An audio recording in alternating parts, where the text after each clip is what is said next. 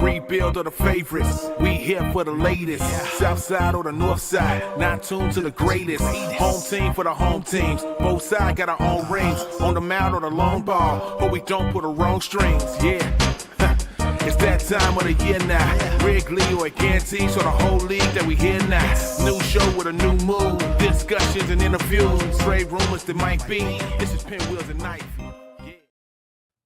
Hello and welcome to the Pinwheels pregame show. I'm Micheal Kaminski, bringing you White Sox talk every Wednesday afternoon. And I feel like we say this almost every week, which is surprising because it is off-season podcasting. But pitchers and catchers reported today, so we got a lot to talk about in White Sox land. We already had a decent amount of stuff to talk about, and then yesterday the White Sox made another signing. Micheal Taylor is now part of the White Sox. So let's talk about it and what this means for the rest of the roster. And then later on, we're going to be reviewing some of Chris Getz's bigger trades from last year to see how he did on those, because now we kind of have one season's worth of sample size. He's just about wrapped up his second offseason as general manager, so be evaluating that. And then some of these guys that he's brought in, because Micheal Taylor, another one, he's been bringing in a lot of veterans on really cheap contracts. And veterans on cheap contracts, pretty easy to flip at the deadline is rental pieces if they get off to a good first half. So 3 names to watch as far as that's concerned at the trade deadline. But I'm excited for this year's spring training. I think the spring training stats, you can't put too much into it. And I've learned this the hard way over the years. Just because a guy has a great spring training doesn't necessarily mean he's going to be tearing it up in the MLB, or like, hey, this prospect's doing well. Like Zach Collins, for example. He had a great spring that one year. He looked like the starting catcher. He got up to the majors, and it just didn't quite translate over. And the same thing, if you're struggling in spring training, it doesn't necessarily mean you're going to be a bust once you finally do get the call up. However, there are a lot of positional battles to watch this year once again. And so I do think that there is going to be some stuff to monitor in camp as far as those spring training battles go and who gets on the open day roster. So that'll be fun to watch, but always good to get back in the swing of things. I'm in the baseball spirit. Yesterday I was at a flea market, got a Bucky Dent 1976 White Sox card for 10 cents. It was the best 10 cents I've ever said. Anyway, let's get into it. Micheal Taylor, he is now a White Sox, was with the Pirates last year, spent most of his career in Washington, 7 years in Washington. He's a center fielder, 33 years old. This is a rental piece. Now, however, this was not a minor league deal. It sounds like he got almost $2 million. It's a 1 year, $1.95 million contract, I believe. And off the bat, now look, Micheal Taylor, he's not going to hit very much. All right, you look at the career numbers, he doesn't hit. He doesn't get on base much either. And you would think that he's like this speedster, but the last couple seasons, his stolen bases around like 12, 13, 14. Now, part of that is just simply because he doesn't really get on base. Last year, he hit 193. He's a career 235 hitter. If you get a 250 batting average out of him, that would be great. But a career on base percentage, a 290. So the other problem is he strikes out a lot, like over a 30% strikeout rate.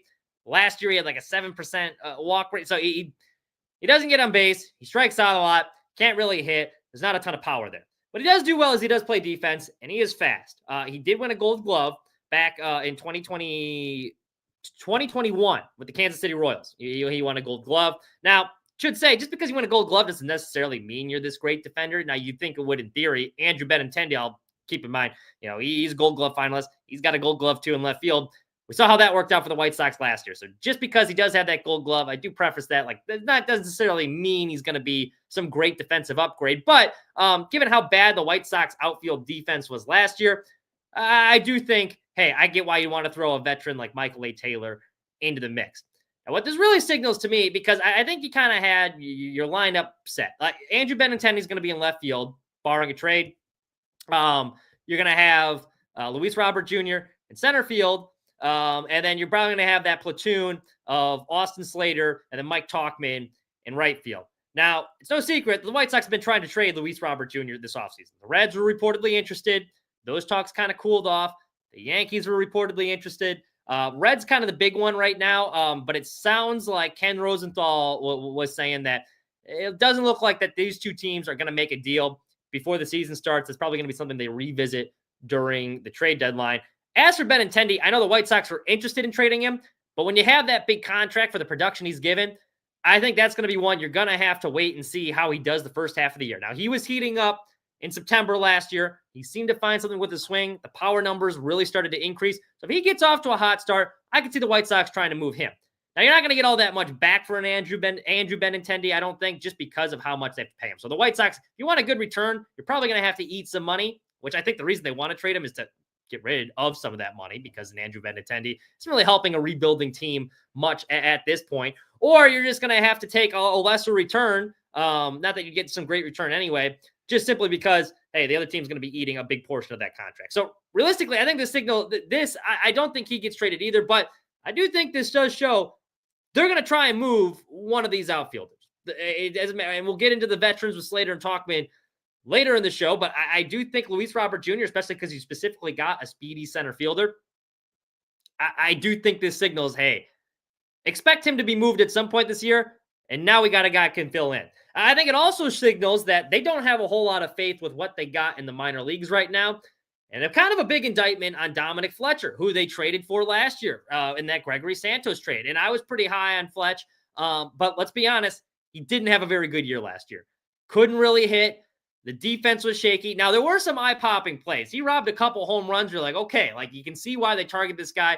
And before that, he'd only had about 100 career plate appearances. So he's still kind of trying to get into the swing of things. I don't think it's really fair to evaluate these guys until you get at least like 300 or so. You got to get a little bit of a bigger sample size. So I get why he'd struggle offensively. But the fact that, hey, you know what? We're bringing in 2 right fielders to play the platoon because we don't trust you to start that position. And also, if we do trade Robert, you would have Fletcher, I presume, under that lineup that I just said with Benintendi in left, that platoon of Talkman and Slater in right, and then Robert in center field, that Fletcher probably would have been like the 4th outfielder, or I guess 5th outfielder, since you have the platoon off the bench. Those platoon guys probably get one of them at DH, and then Fletcher would be that 4th outfielder. But now you're bringing in Michael A. Taylor, so I would assume that Michael A. Taylor now is that 4th outfielder.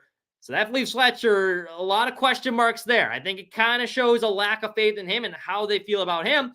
And, we saw how they felt about Zach DeLoach, who's another outfielder they traded for last year, just kind of throwing something at the wall, see if it sticks. DeLoach showed a lot of power in Seattle's system. Those numbers kind of deteriorated last year. They ended up DFAing him.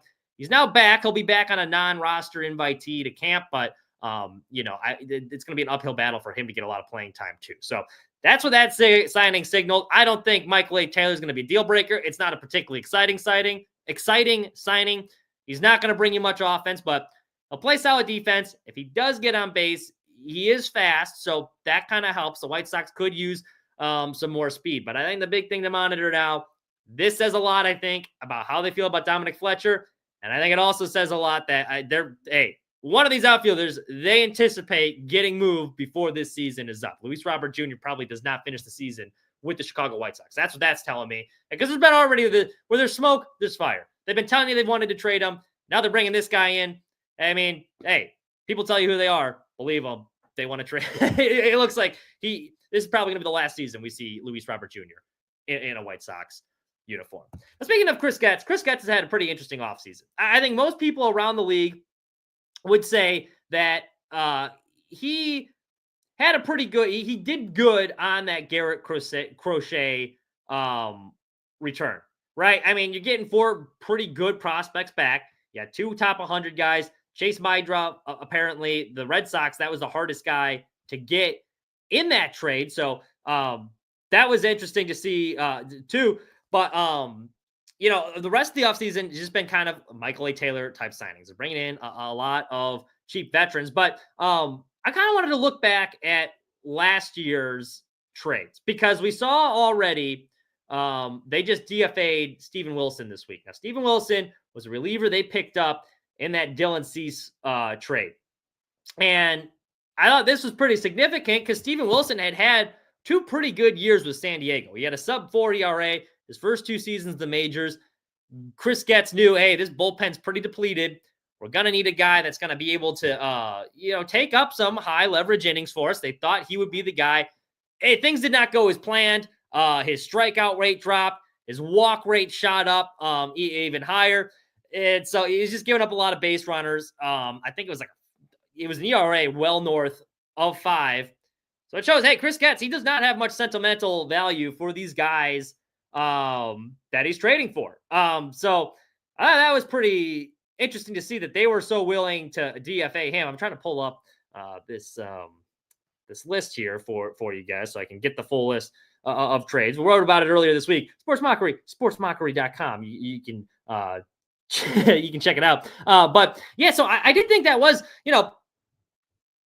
which I appreciate that you shouldn't have, as a general manager, you shouldn't have any sentimental value over the guys you traded, but it was surprising they didn't give him a bit of a longer leash. And then we saw the same thing with Zach DeLoach, where, hey, they traded for him last year. He's now DFA'd too. So we've seen now a couple times these guys are trading for, he's not afraid to cut them loose from the roster. Sorry, I'm pulling this thing up. Let's see if we can get the right list here. I want to make sure we got this. Here we go. Okay. So let's take a look at all the big trades that he made last year and who are the players that we got in return did. And this is kind of sets the tone as far as evaluating other moves later down the road. Now, this is not including some of the smaller trades he made. Like, I know they traded Tanner Banks away and Eloy Jimenez and Paul DeYoung, and you get like a minor pick. Well, I'm only going the major trade. So I'm going to start here. Aaron Bummer to the Atlanta Braves. That was the first big one he made. A lot of White Sox fans didn't like Aaron Bummer. And Chris Getz got 5 players back in return. I know a lot of White Sox fans were like, hey, this was a really good return. I remember at the time, though, look at the guys they got back. A lot of those guys were guys that the Braves were going to DFA. So he probably could have got them for free or at least cheaper without having to give up a reliever like Aaron Bummer. And Bummer this year, he had a 3.38 ERA, 28% strikeout rate, only a 7% walk rate, and 55 innings pitched. That was pretty good. White Sox got back Nicky Lopez, Michael Soroka, Brandon Shoemake, Riley Goins, Jared Schuster. Only one of them is currently with the Major League roster right now. Nicky Lopez, he signed with the Cubs. White Sox didn't want to bring him back. He was a Gold Glove finalist. He had a pretty solid year for the White Sox. I thought that was a good addition. They needed a placeholder in the infield. Nicky Lopez did a decent job. For Nicky Lopez standards, that's kind of what you're going to get. He slashed 241, 312, 294, 1 home run, 21 RBIs. Not great, but did play good defense. You got Nicky Lopez hitting 241. You'll take that. Now, Michael Soroka, I thought he was the biggest piece of that trade. He was a guy that, like, hey, this guy could be flipped. This guy has a potential to be our ace heading in this season, especially if Dylan Cease gets traded. It was a disaster for Soroka. He ended up getting bumped out of the rotation midway through the year. Had to get moved to the bullpen. Now, he was better in the bullpen. He had a 4.74 ERA, which is not great. But it could have been a lot worse if it wasn't for those bullpen numbers, because his bullpen splits, once he got moved to the reliever role, significantly better. And I think that's kind of what helped get him paid with the Nationals. 24% strikeout rate, 12% walk rate. And he got removed from the rotation midway through the season. He only threw 79 2/3 innings. He ended up signing with the Nationals. So 2 of their big players last year from that trade no longer with the team. Brandon Shoemake, he hardly lasted with the White Sox. He ended up getting DFA'd. He's now with the Yankees because the Royals picked him up off waivers. They ended up releasing him as well. So now he's with the Yankees, but he hit 125, 134, 203 with the White Sox last year. Not great. Riley Goins, he's in Double-A Birmingham right now. He was in Winston-Salem last year. He did have a good year. So Goins' a guy to watch. He posted a 3.84 ERA in High A Winston-Salem and Double-A Birmingham last year. So that's not bad. And the Jared Schuster, he's the only one currently on the White Sox roster from that trade. So he had a 4.30 ERA last year in 73 1/3 innings pitched. He had a 10% walk rate too. So we're going to have to cut down the walks a little bit because he was striking out under 20% of the batters he was facing. So overall, you look at that trade. I don't think Getz won that one. You lost a high-leverage reliever, got back a bunch of guys, some of which were going to be DFA'd. Only 2 of them are still in the organization. The one that was with the team last year had a 4.30 ERA.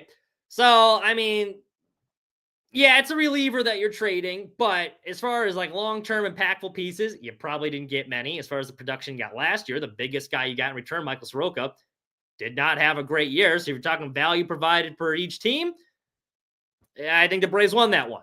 Let's go to the next trade that he did. The big one, he traded Gregory Santos to the Seattle Mariners. Now, this is why I think some of the trades last year were a mixed bag. I think this trade didn't work out for either team. Now, for the White Sox, it made sense. Hey, Santos' value is at an all-time high. Relievers are pretty volatile. Well, let's sell high. So I did like that he did that.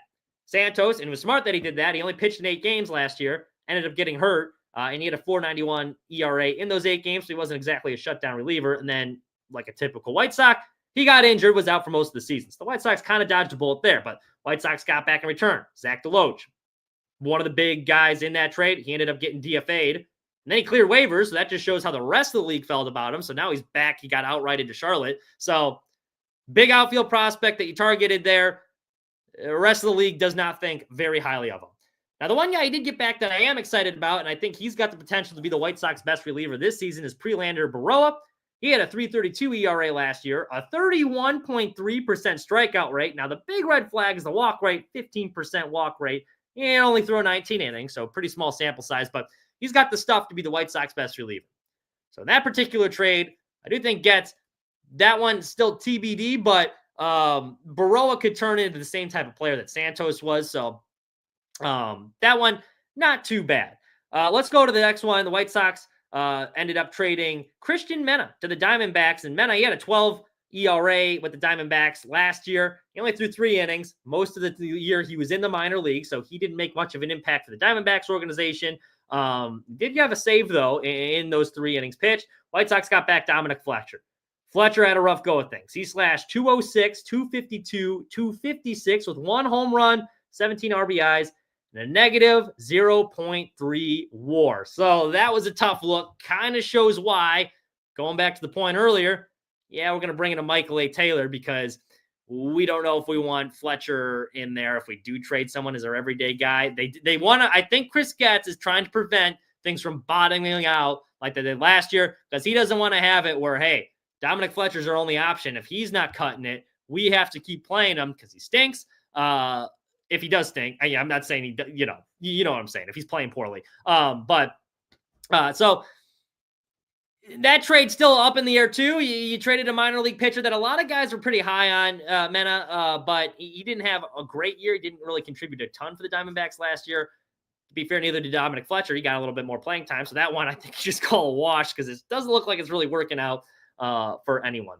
The Dylan Cease trade, and this was his first major trade because that was the most valuable trade chip they had. It got dragged out throughout the offseason. All these general managers are coming out saying, hey, Chris Getz he's sticking to his high asking price. We kept hearing this guy's got a high asking price. He's not budging from it. And I was like, hey, I love that approach.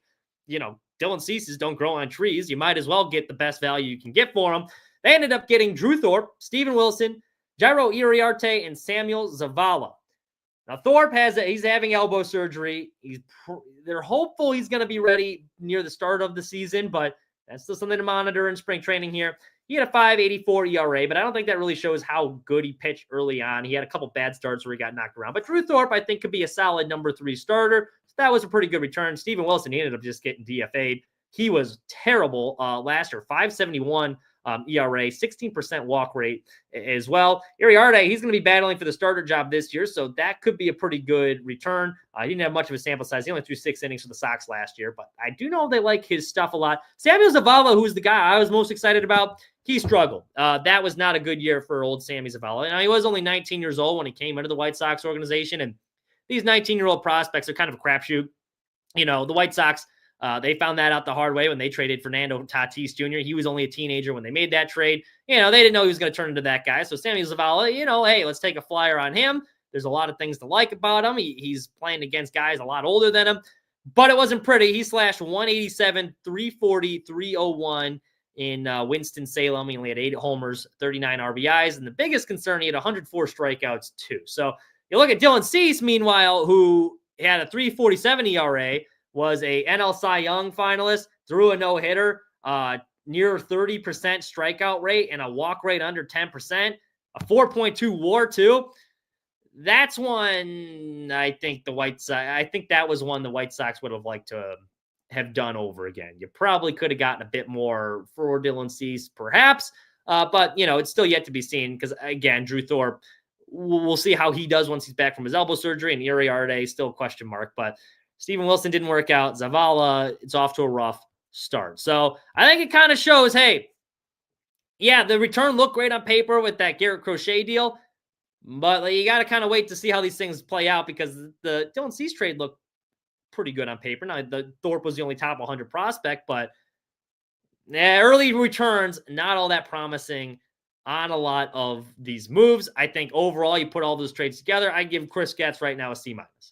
Yeah, I don't think it's a failing grade. I think there's some stuff that worked out, and you can see some pieces. Okay, we might get, but as far as what you lost and what you got back last offseason, that was a bit tough. And that's not even mentioning, the Michael Kopech and Fetty trade, where you basically traded those two for pennies on the dollar. You got back Miguel Vargas, who was literally one of the worst players in baseball last season. Now, I know the White Sox are confident that he had a good offseason, and they think he can bounce back. So I know he's going to get another opportunity. And it is a bit of a culture shock. You come from a winning organization like the Dodgers to a team on a historically bad run. So that's probably not easy to wake up motivated every day. But even that trade, yeah, White Sox are on the wrong end of that one. So far right now, I'm giving Chris Getz a C-. Now, as far as this offseason goes, he's brought in, you heard me tease this earlier, he brought in a lot of veterans.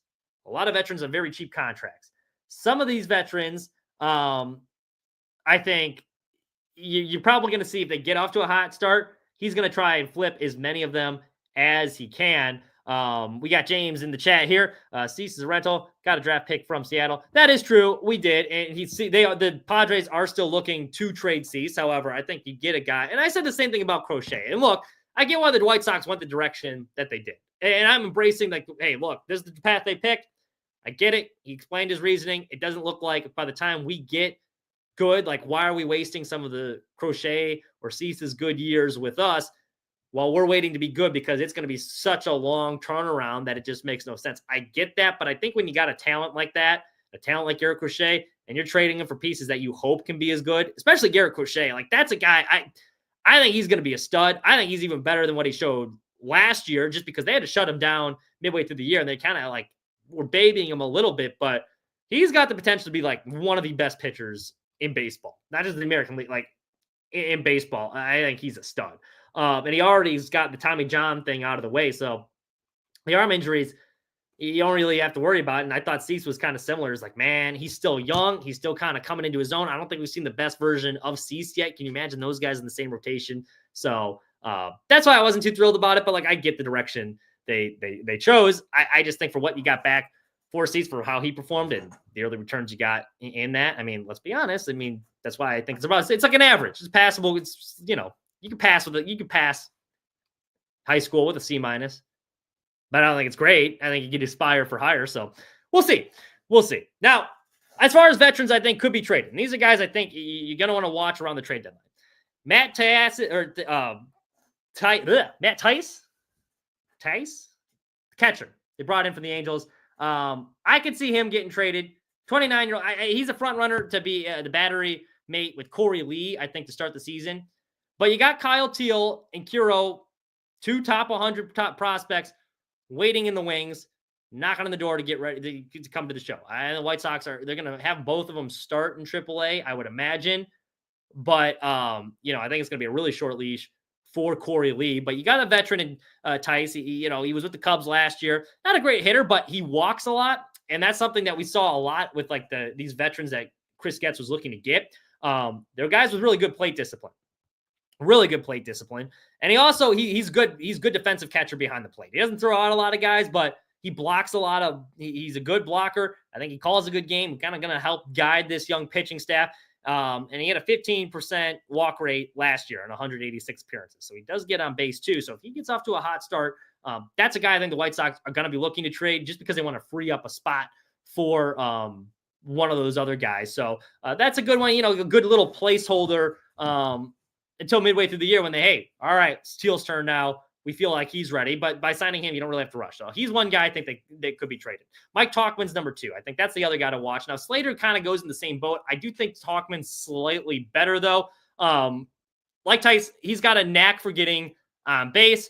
Nearly 13% walk rate. Last season, he had 13.4% walk rate. That ranked in the top 2 percentile in all of baseball. And he's appeared with contending teams before. He's trying to help the Cubs win the division the last couple of years. He was a part of some big moments. He had a really big walk-off hit late in the year for the Cubs. He robbed that home run in St. Louis. That was like a game-saving play. He's a good glue guy you want to have in the locker room. Is he a star? No, but he's been with contenders before. He gets on base, and with the White Sox, he's going to be in that platoon role. The left-handed bat, Slater hits lefties a lot better than he does righties, so Tauchman is going to get the majority of his at-bats against righties, which I think could set him up well. He's a guy, I think, this is an environment, that low-pressure environment, finally. He's not with a team going for division or anything. I think this is an environment he could really thrive in. Now, there's not going to be as much lineup protection, but I do think the fact that he's mostly only going to have to go against righties, that's really going to help. So if he gets off to a good start too, he's another guy I could see the White Sox. This is someone that we're going to try and flip at the deadline. Final one is Cam Boozer. Cam Boozer, he's kind of a wild card, much like the White Sox bullpen. Boozer would start. He was in the minor leagues. If you don't know his backstory, he wasn't really getting anywhere, so he quit baseball, essentially. He went to become a carpenter in Seattle, and then he joined independent ball because he was kind of coaching on the side. He saw he was still throwing pretty hard, so he's like, you know what, let's give baseball another try. He was pitching in independent ball. He actually pitched for the Chicago Dogs back in 2021. That caught the attention of the Red Sox. They add him. He made his debut last year, despite being 32 years old. And he had a pretty good season for the Red Sox, too.